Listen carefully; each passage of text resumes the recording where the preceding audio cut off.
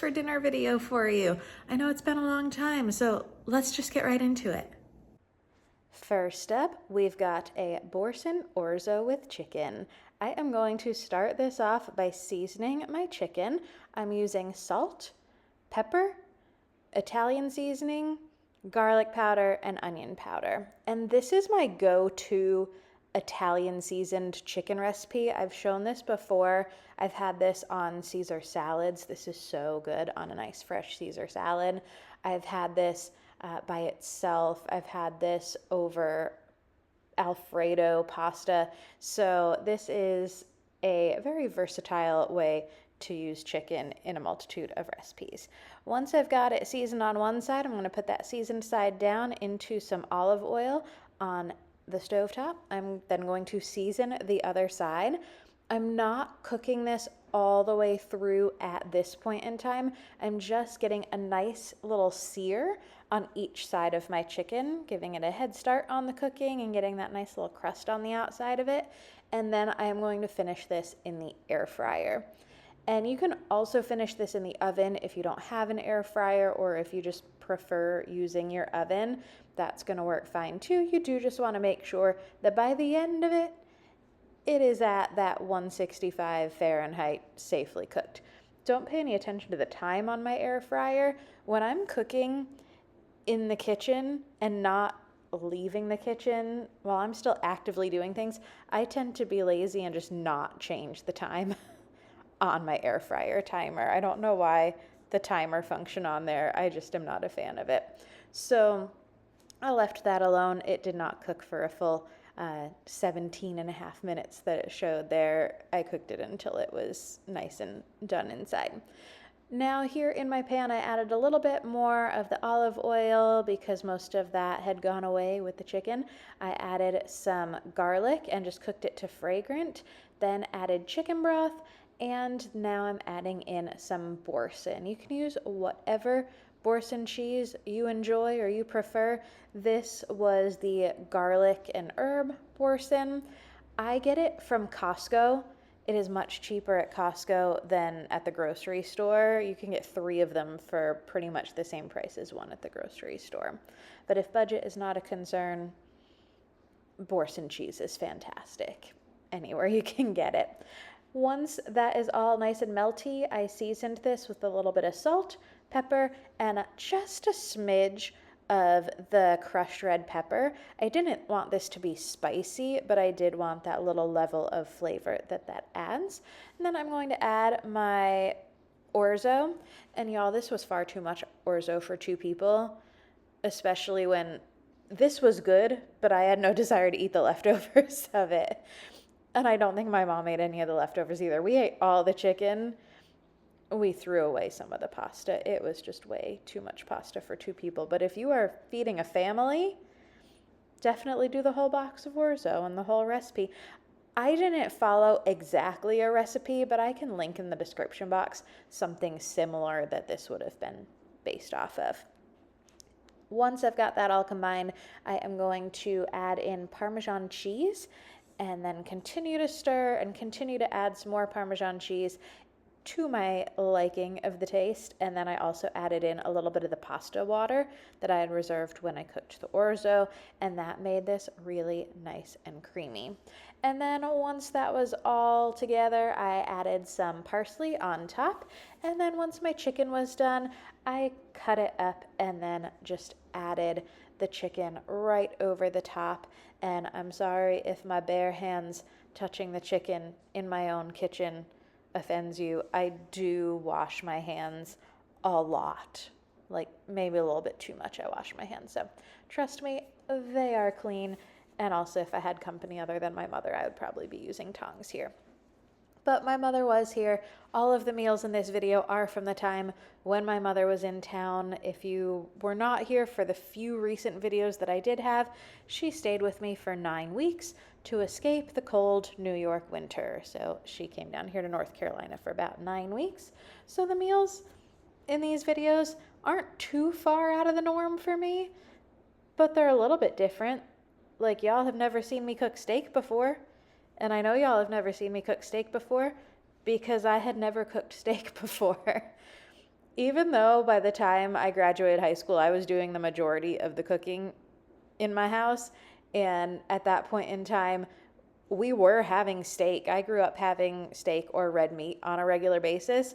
For some reason, that was the one thing that I still was not the one cooking, was anytime we had steak. That was usually still my dad making that, and then eventually my mother making any sort of red meat other than ground beef.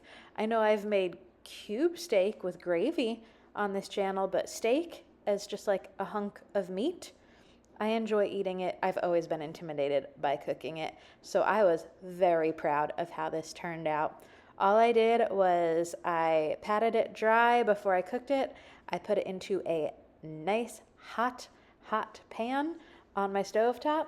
I cooked each side for 2 minutes, and that's Montreal steak seasoning on there. That's my favorite seasoning for red meat. I added that in there. 2 minutes on each side. Then it went into a hot oven. I believe I had it at 400 plus degrees, maybe like 450, for about 6 minutes, because I do like it medium well, closer to well, with just a little bit of pink in there. And I was so happy with how it turned out. But in the meantime, while that's in the oven, we're also making some potatoes. I have shown this way of making potatoes on my channel before. This is one that I refer to as Italian potatoes. My dad had a different name that I do not necessarily share on this channel that we had when I was growing up for these potatoes. So I call them Italian potatoes. I start out with olive oil and very thinly sliced onion. And then to this, I'm going to add some parboiled potatoes. So these are not fully cooked all the way through because I don't want them to fall apart. So I essentially put them in the pot and bring them up to a boil and then take them out pretty quickly. I don't let them sit in the boiling water for too long, and that helps so that it's not falling apart in the pan.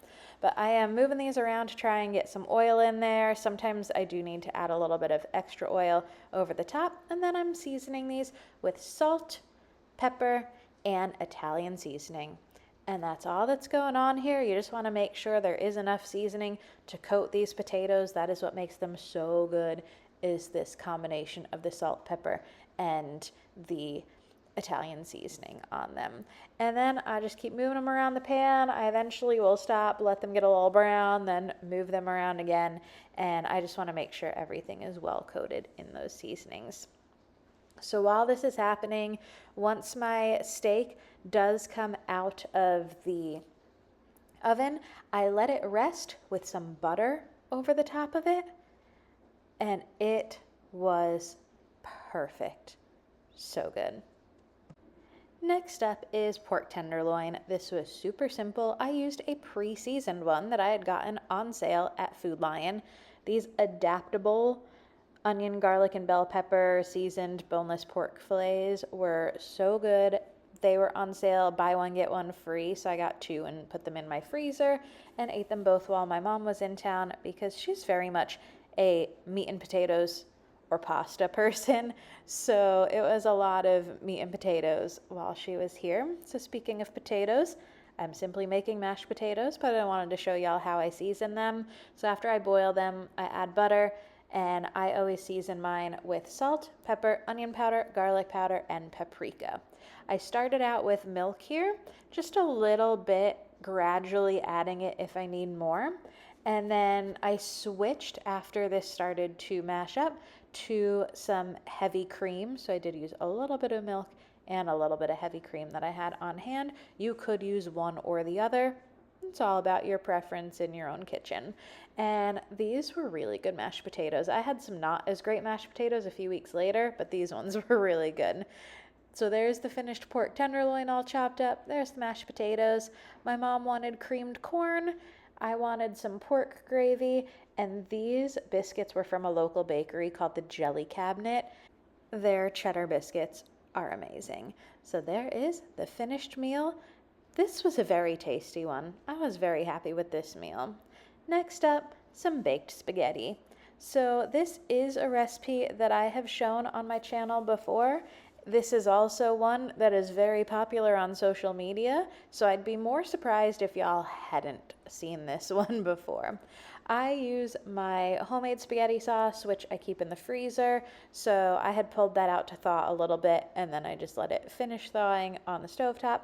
I do like to add a little bit of red chili flakes to it when I make it this way.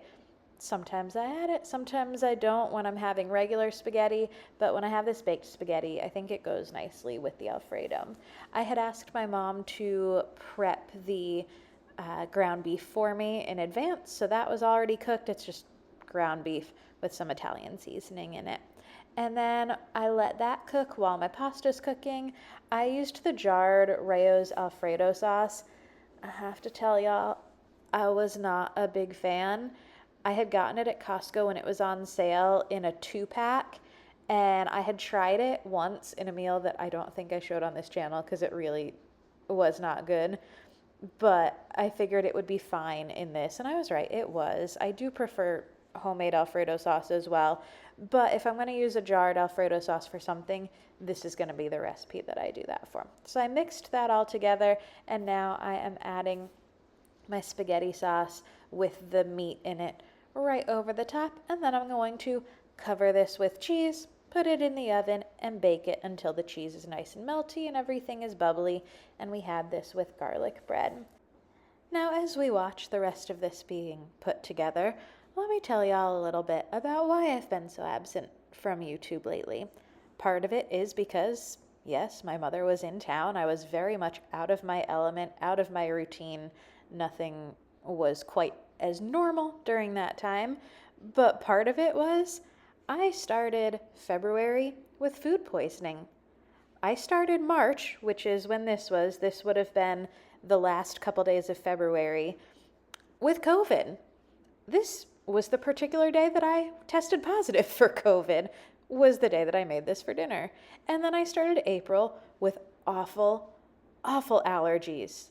So yeah, I really just have not been myself lately. But getting back into routine, this was delicious, and I can't wait to show y'all some more meals coming up.